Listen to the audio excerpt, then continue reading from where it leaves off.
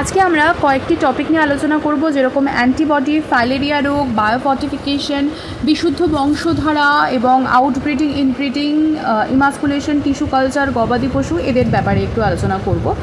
তো প্রথমে আমরা চলে যাচ্ছি হচ্ছে মেজর কার্প এবং মাইনর কার্পের মধ্যে পার্থক্য নিরূপণ করব। মেজর কার্পের ক্ষেত্রে কি আকারে বড় এবং বৃদ্ধির হার অনেক দ্রুত হয়। মাইনর কার্পের ক্ষেত্রে আকারে তুলনামূলকভাবে ছোট এবং বৃদ্ধির হার অনেক কম। মেজর কার্পের বাজারে চাহিদা বেশি এবং মূল্যও বেশি, আর মাইনর কার্পের বাজারে চাহিদা কম এবং মূল্যও কম। এরপর আমরা মাছের 3টি রোগের নাম, তাদের প্যাথোজেন, লক্ষণ এবং প্রতিকার সম্পর্কে একটু আলোচনা করব। যেরকম ফুলকা পচা রোগ বা যেটাকে গিল রট ডিজিজ বলা হয়।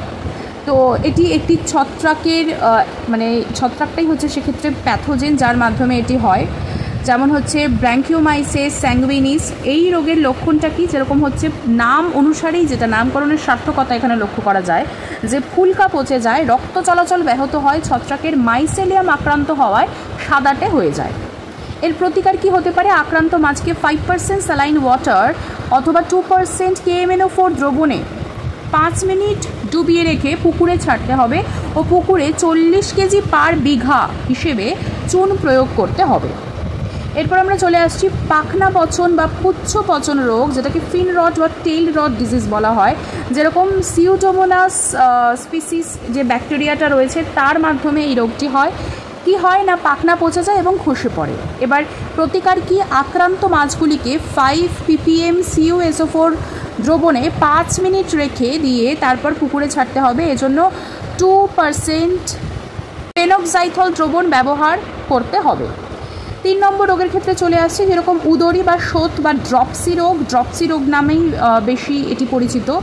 অ্যারোমানাস স্পিসিস ব্যাকটেরিয়ার ক্ষেত্রে এটি হচ্ছে প্যাথোজেন, যার মাধ্যমে এই মাছের রোগটি হয়। এর লক্ষণ হচ্ছে যে উদরে জল জমে যায়। শোথ মানেই হচ্ছে যেখানে জমে যাচ্ছে কিছু একটা, মোটা হয়ে যাচ্ছে, বড় হয়ে যাচ্ছে। দেহ ফ্যাকাশে হয়, পেটে চাপ দিলে সে জায়গাটি বসে যায়। 5% KMNO4 দ্রবণে আক্রান্ত মাছগুলিকে 5 মিনিট ডুবিয়ে রেখে তারপর পুকুরে ছাড়তে হবে। এটি হচ্ছে তার একমাত্র প্রতিকার। চলে আসছি আমরা পরের টপিকে, যেরকম গবাদি পশুর একটা ব্যাকটেরিয়া ঘটিত, একটা ভাইরাস ঘটিত, একটা প্রোটোজোয়া ঘটিত রোগের নাম এবং তার প্যাথোজেনের নাম জানব। কি না, গবাদি পশু রোগের ক্ষেত্রে ব্যাকটেরিয়া ঘটিত রোগের নাম হচ্ছে মাইক্রোব্যাকটেরিয়াম বোভিস। ভাইরাস ঘটিত যেটা হচ্ছে ক্যাটেল প্লেগ, রিন্ডাল পেস্ট ভাইরাসের জন্য এটি হয়। প্রোটোজোয়া ঘটিত হচ্ছে ট্রাইপোনোসোমিয়াস, এটা হচ্ছে ট্রাইপোনোসোমা স্পিসিসের জন্য এই রোগটি হয়।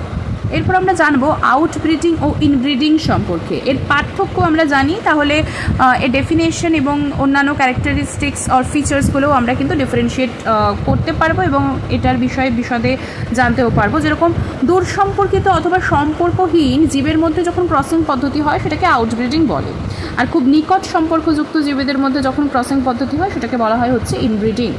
হাইব্রিড ভিগর এর অন্য হাইব্রিডগুলি জনিত্রী জীবের থেকে উন্নত হয়, আর যে সৃষ্ট অপত্যগুলি হচ্ছে জনিত্রী জীবগুলি থেকে অনুন্নত হচ্ছে। হাইব্রিড ভিগার বলতে এখানে অপত্যর কথাই বলা হচ্ছে, যেগুলো হাইব্রিড জনিত্রীর থেকে উন্নত হচ্ছে আউটব্রিডিংয়ে, ইনব্রিডিংয়ে অনুন্নত হচ্ছে। আর আউটব্রিডিংয়ের ক্ষেত্রে অপত্যগুলি ক্ষমতা, চেহারা, উৎপাদনশীলতা বেশি হয়, আর ইনব্রিডিংয়ের ক্ষেত্রে অপত্যগুলি কম সহ্য ক্ষমতাযুক্ত, দুর্বল হয়, অনুন্নত হয়, আগেই বললাম, এবং নিষেধ ক্ষমতাহীন হয়। আমরা পরের প্রশ্নে চলে যাচ্ছি। পরের টপিকটা হচ্ছে টিস্যু কালচার। টিস্যু কালচার পদ্ধতিটি কি? ল্যাবরেটরিতে কৃত্রিমভাবে জীবাণুমুক্ত পরিবেশে টেস্ট টিউব, পেট্রিভিস অথবা কনিক্যাল ফ্লাস্কে উপযুক্ত পুষ্টিমাধ্যম নিউট্রিয়েন্ট মিডিয়াম অন্তরিত বা আইসোলেটেড কোষ, কলা বা অঙ্গের বৃদ্ধি ও পোষণ ঘটানোর প্রক্রিয়াকে বলা হয় টিস্যু কালচার, বা বাংলাতে বলা হয় কলা পালন। এই পদ্ধতিটাকে টিস্যু কালচারের জন্য ব্যবহৃত কাজপাত্রগুলিকে জীবাণুমুক্ত করার জন্য প্রথমে ব্যবহৃত সকল উপকরণকে হট এয়ার ওভেনে 160 ডিগ্রি সেন্টিগ্রেড টু 180 ডিগ্রি সেন্টিগ্রেডে 1 থেকে 2 ঘন্টা রেখে স্টেরিলাইজ করতে হবে। কালচার মাধ্যমটিকে অটোক্লেভ যন্ত্রের সাহায্যে 120 ডিগ্রি সেন্টিগ্রেড উষ্ণতায় স্টেরিলাইজ করা হবে এবং প্রক্রিয়াটি 15 পাউন্ড চাপে 15 থেকে 20 মিনিট ধরে করা প্রয়োজন।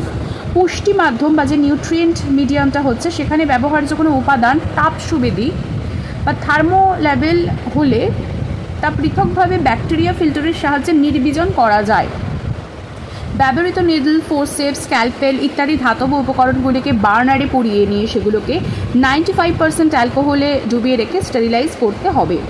যে উদ্ভিদ কলা বা অঙ্গকে ব্যবহার করা হবে সেগুলোকে জীবাণুনাশক, যেরকম সোডিয়াম অ্যালজিনেট এর সাহায্যে সারফেস স্টেরিলাইজেশন করা হবে। বর্তমানে ল্যামিনার এয়ারফ্লো দ্বারা ইউভি চেম্বারের এক্সপ্ল্যান্টের বিজায়ন বা ইনোকুলেশন করা হয়। পালন মাধ্যমে ব্যবহৃত উপাদানগুলি কী কী, যেরকম KNO3, KH2PO4, NH4 NH4NO3, zinc sulphate আছে, কপার সালফেট রয়েছে ইত্যাদি। পুরো কলা পালন প্রক্রিয়াটি 25 ডিগ্রি সেন্টিগ্রেড তাপমাত্রায় স্থির রাখা হয়। আচ্ছা, এরপরে আমরা ইমাসকুলেশনের ব্যাপারে চলে আসবো। ইমাসকুলেশনটা কি, তার আগে একটু জেনে নিই বায়োফর্টিফিকেশন কী।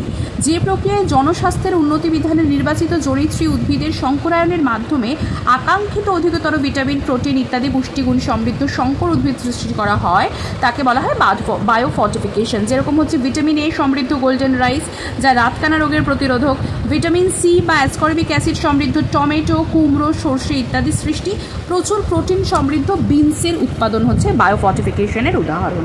আমরা চলে আসছি ইমাসকুলেশনের ক্ষেত্রে। এর 3টি প্রচলিত পদ্ধতি রয়েছে, যেরকম কাঁচি বা চিমটার ব্যবহারের মাধ্যমে হতে পারে, উষ্ণ বা ঠান্ডা জল প্রয়োগ করে হতে পারে, রাসায়নিক প্রয়োগ করে হতে পারে। কাঁচি বা চিমটির ব্যবহার কীরকম, যে বড় আকৃতির ফুলের মুকুল বা কুড়ি অবস্থায় ফুলকে চিমটি বা ফোরসেপস দ্বারা সামান্য খুলে কাঁচির সাহায্যে অপরিণত পুংকেশরগুলি কেটে বাদ দিয়ে ইমাসকুলেশন করা হয়। আর উষ্ণ বা ঠান্ডা জল প্রয়োগ হচ্ছে যে সকল দানাশস্য উদ্ভিদের ফুল অত্যন্ত ক্ষুদ্রাকার, তাদের পুংকেশর কাঁচি চিমটা ব্যবহার দ্বারা অপসারণ করা যায় না। সেক্ষেত্রে সমগ্র পুষ্পবিন্যাসটিকে ফ্লাস্কের মধ্যে 45 to 55 ডিগ্রি সেন্টিগ্রেড গরম জলে 10 মিনিট যাবৎ ডুবিয়ে রেখে দিলে পুংকেশরগুলি বন্ধা বা স্টেরাইল হয়ে যায়। রাসায়নিক প্রয়োগ করে কী করে আমরা করতে পারি, যেরকম 2,4-D NNA, TIBA, ম্যালিক হাইড্রোজাইড প্রভৃতি প্রয়োগের মাধ্যমে পুং বন্ধাত্মকরণ বা ইমাসকুলেশন ঘটানো হয়। চলে আসছি পরের টপিক, যেরকম ফাইলেরিয়া। ফাইলেরিয়ার প্যাথোজেনের নাম কি, আমরা সবাই জানি ফাইলেরিয়ার প্যাথোজেনের নাম হচ্ছে উইচেরিয়া ব্যাংক্রফটি নামক নিমাটোডের লার্ভা মাইক্রোফাইলেরিয়া। ভেক্টরের নাম হচ্ছে কিউলেক্স কুইনকুইফ্যাসিয়েটাস। সংক্রমণ পদ্ধতি কি, মাইক্রোফাইলেরিয়া লার্ভাগুলি দিনের বেলায় মানুষের বৃহৎ রক্তবাহী এবং রাত্রে দেহের উপরিভাগের রক্তজালকে বসবাস করে।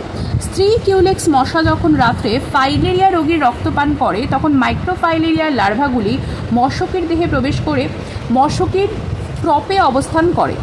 এই দশাটি কয়েকদিন পর ক্রপ ভেদ করে মশার বক্ষপেশিতে পৌঁছায় এবং পরিণত হয়ে 1.4 মিলিমিটার দৈর্ঘ্য বিশিষ্ট হয়ে মশকের সঙ্গে অবস্থান করে।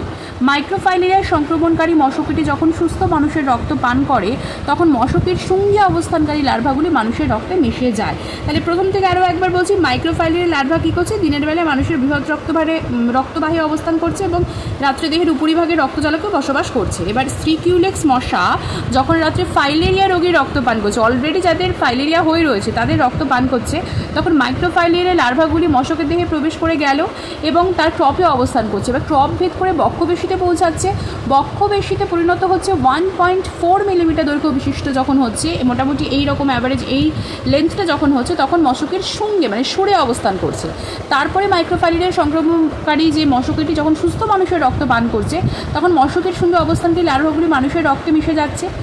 এবার পূর্ণাঙ্গ লার্ভা লসিকাবাহে পৌঁছে ব্যাকটেরিয়াতে পরিণত হয়। পূর্ণাঙ্গ কৃমিগুলি লসিকাবাহের অন্তঃগহ্বর অবরোধ করলে আক্রান্ত স্থানে ইনফ্ল্যামেশন বা প্রদাহ হয়। এবার আক্রান্ত স্থান ক্রমশ হাতির পায়ের মতো ফুলে ওঠে, এই রোগকে বলা হয় এলিফ্যান্টিয়াসিস বা শ্রীপদ বা গোদ রোগ। পরের প্রশ্নে চলে আসছি, বিশুদ্ধ বংশধারা নির্বাচনের আমরা 2-4টে সুবিধা অসুবিধা নিয়ে আলোচনা করব। যেরকম বিশুদ্ধ বংশধারা নির্বাচনের সুবিধা হচ্ছে, এটি সংকরায়ন বা হাইব্রিডাইজেশনের একটি সরল পদ্ধতি। এই পদ্ধতিতে উৎপন্ন নতুন উদ্ভিদ প্রজাতির ফিনোটাইপ ও জিনোটাইপ একই ধরনের হচ্ছে। এই পদ্ধতির মাধ্যমেই স্বপরাগী উদ্ভিদের স্থানীয় প্রজাতির উন্নতি ঘটানো সম্ভব হয়। ইতর পরাগক্ষম শস্য উদ্ভিদের বিশুদ্ধ ধারা উৎপাদনের জন্য এই প্রক্রিয়া অত্যন্ত কার্যকর। অসুবিধা কী হতে পারে, যেরকম অত্যন্ত সময় সাপেক্ষ এবং অধিক শ্রমযুক্ত পদ্ধতি। হোমোজাইগোসিটি বেশি ঘটার জন্য শস্য উৎপাদন কম হয়, অভিযোজন ক্ষমতা অত্যন্ত কম হয়, নতুন কোনো ফিনোটাইপের অনুপ্রবেশ ঘটানো সম্ভব হয় না। এই গেল হচ্ছে অসুবিধা। আচ্ছা, আমরা এখন একটু আলোচনা করি ওরাল কন্ট্রাসেপটিভ পিল বা আইইউডির ব্যাপারে। গর্ভনিরোধক বড়ি বা ওরাল কন্ট্রাসেপটিভ পিলটা কি? গর্ভনিরোধক বড়ি ইস্ট্রোজেন বা প্রোজেস্টেরন উভয় হরমোন সহযোগে তৈরি হয়। এই বড়ি বা ট্যাবলেট 21 দিন মৌখিক ব্যবহার্য কোর্স, মানে এটি খেতে হয়, ওরালি ইনটেক করতে হয়। রজত চক্রের 5 দিনের দিন থেকে 25 দিন পর্যন্ত সকালে খালি পেটে প্রত্যহ একটি করে ট্যাবলেট খেতে হয়, মানে 21 দিন। রজত চক্রের 5 দিন থেকে 25 দিন অবধি। 15 দিন খেতে ভুলে গেলে পরের দিন সাথে সাথে 2টি বড়ি একবারে গ্রহণ করতে হয় যাতে রক্তে হরমোনের মাত্রা ঠিক থাকে। এবার গর্ভনিয়ন্ত্রণে যেভাবে সাহায্য করে এটি কীভাবে না, ওভ্যুলেশনে বাধা দেয়, ডিম্বাণু নিঃসরণ হতে দেয় না, ভ্রূণের রোপণে বাধা দেয় যাতে এন্ডোমেট্রিয়ামে এটি রোপিত না হচ্ছে, সার্ভিক্সের মিউকাসের পরিবর্তন ঘটায় যা প্রেগনেন্সিতে হয় না, শুক্রাণুকে ডিম্বাণুর মধ্যে অনুপ্রবেশে বাধা দেয়, ডিম্বনালীর সক্রিয়তায় বাধা দান করছে। এরপর আমরা চলে এসেছি যে আইইউডি কীভাবে, মানে এটি কী, ইন্ট্রাইউটেরাইন ডিভাইস কী এবং এটি কীভাবে গর্ভনিয়ন্ত্রণে সাহায্য করে। আইইউডি জরায়ুর মধ্যে প্রতিস্থাপনযোগ্য একটি প্লাস্টিক ধাতু তৈরি এস বা টি আকৃতির একটি ডিভাইস। কপারটি এরকম একটি তামার তৈরি আইইউডি যা ব্যবহার করলে তা থেকে তামা ব্যাপন ক্রিয়ায় ধীরে ধীরে জরায়ু কোষের মধ্যে প্রবেশ করে। সারাদিনে 50 মাইক্রোগ্রাম কপার আয়নিত হতে থাকে। এটি স্পার্মিসাইড হিসেবে কাজ করে, শুক্রাণুর চলনকে বাধা দেয়। 3 থেকে 5 বছর পর্যন্ত কপারটি জরায়ুতে প্রতিস্থাপন করে রাখা যায়। কপারটি ভ্রূণের রোপণে বাধা দেয়। আচ্ছা, এরপর আমরা হেপাটাইটিস বি এর প্যাথোজেন, তার লক্ষণ এবং প্রতিকারের বিষয়ে চলে আসি। হেপাটাইটিস বি ভাইরাস হচ্ছে হেপাটাইটিস বি এর প্যাথোজেনের নাম। যেরকম ফ্যাটিক দেখা যায়, জন্ডিস দেখা যায় যেখানে ত্বক, মিউকাস পর্দা, চোখ হলুদ হচ্ছে, হালকা জ্বর, পেটের ডান দিকের ওপরের অংশে ব্যথা হচ্ছে, বমি বমি ভাব, খাদ্যে অরুচি, ত্বকের র্যাশ বা চুলকানি, অবশেষে লিভার সিরোসিস এবং ক্যান্সার। প্রতিকার কি? অসুরক্ষিত যৌন সংসর্গ, হেপাটাইটিস বি আক্রান্ত ব্যক্তির রক্ত গ্রহণ না করা, রোগীর ব্যবহৃত সিরিঞ্জ, নিডল, ব্লেড ইত্যাদি ব্যবহার না করা। আচ্ছা, এরপরে আমরা একটু আলোচনা করব ইনসিটু এবং এক্সিটু কনজারভেশন সম্পর্কে। ইনসিটু কনজারভেশন কি? যেই সংরক্ষণ পদ্ধতি কোনো জীবকে তার নিজস্ব প্রাকৃতিক বাসস্থানে রেখে সংরক্ষণ করা হয় সেটি হচ্ছে, এবং যাতে বিলুপ্ত হওয়ার থেকে রক্ষা করা যায় সেটি হচ্ছে ইনসিটু সংরক্ষণ বা ইনসিটু কনজারভেশন। আর এক্সিটু কনজারভেশন হচ্ছে যে সংরক্ষণ পদ্ধতি উদ্ভিদ প্রাণীকে নিজস্ব প্রাকৃতিক বাসস্থানের বাইরে সংরক্ষণ করা হয়, যেরকম জিন ব্যাংক বা seed bank, cryo preservation etcetera. আচ্ছা, এবার বায়োস্ফিয়ার রিজার্ভ সম্পর্কে একটু জানি। ইউনেস্কো এবং এমএবিপি মানে ম্যান অ্যান্ড বায়োস্ফিয়ার প্রোগ্রাম কর্মসূচির দ্বারা সমগ্র স্থলজ ও জলজ বাস্তুতন্ত্র তাদের অন্তর্ভুক্ত সমগ্র জীববৈচিত্র্য সংরক্ষণ করার জন্য অঞ্চলকে বায়োস্ফিয়ার রিজার্ভ বলা হয়। এবার এটি হচ্ছে ইনসিটুর অন্তর্গত। প্রতিটি বায়োস্ফিয়ার রিজার্ভের মধ্যে কয়েকটি অংশ থাকে, যেরকম কোর অঞ্চল, বনজ অঞ্চল, পর্যটন অঞ্চল, পুনরুদ্ধার অঞ্চল। যেরকম পশ্চিমবঙ্গের সুন্দরবন, আসামের মানস, কাজিরাঙা, মধ্যপ্রদেশের কানহা, সুরা রেঞ্জের নাকরেক, এগুলির মধ্যে ভারতের প্রথম ঘোষিত, যেটা 1986 সালে হয়েছিল, বায়োস্ফিয়ার রিজার্ভ হচ্ছে নাকরেক। আচ্ছা, এরপর আমরা চলে আসছি একটু অন্য বিষয়ে আলোচনা করব, সেটি হচ্ছে আমাশয়। এই রোগের প্যাথোজেনের নাম হচ্ছে এন্টামিবা হিস্টেলাইটিকা, আর এটি ডেফিনেটলি প্রোটোজোয়া। লক্ষণ হচ্ছে বারবার পাতলা পায়খানা, পেটে মাঝে মাঝে কনকনে ব্যথা অনুভব, পায়খানার সাথে মিউকাস মানে থক করে পড়া, মানে থকে থকে প্রকৃতির, এবং কখনো রক্ত মিশ্রিত মিউকাস মলের সাথে নির্গত হয়। মাঝে মাঝেই মল ত্যাগ করার প্রবণতা থাকবে, মলে আঁশটে দুর্গন্ধ থাকবে। সংক্রমণ পদ্ধতিটিকে এন্টামিবা হিস্টোলাইটিকা, যেটি এই প্রোটোজোয়াটির সিস্ট দশাযুক্ত রোগীর মল, মাটি, জলের উৎস, শাকসবজি, লতাপাতা খাদ্যের সাথে কোনোভাবে মিশলে, পানীয় জলের সাথে মিশ্রিত হলে, পুকুর পাড়ে মলত্যাগের ফলে জলে ধুয়ে তা পুকুরে পড়লেও সেই জল দূষিত হবে। সেই জলে বাসনপত্র, আনাজ ইত্যাদি ধুয়ে ব্যবহার করলে আমাশয় রোগের সংক্রমণ ঘটবে। আচ্ছা, তাহলে আজকের ক্লাস এইটুকুই। আমরা নেক্সট ক্লাসে আরও কয়েকটি টপিক নিয়ে আলোচনা করব। যারা সাথে থেকেছেন, শুনেছেন, তাদেরকে অসংখ্য ধন্যবাদ। যদি আপনাদের কোনো ফিডব্যাক থাকে তাহলে অবশ্যই মন্তব্য করতে ভুলবেন না। ভালো থাকুন, সুস্থ থাকুন।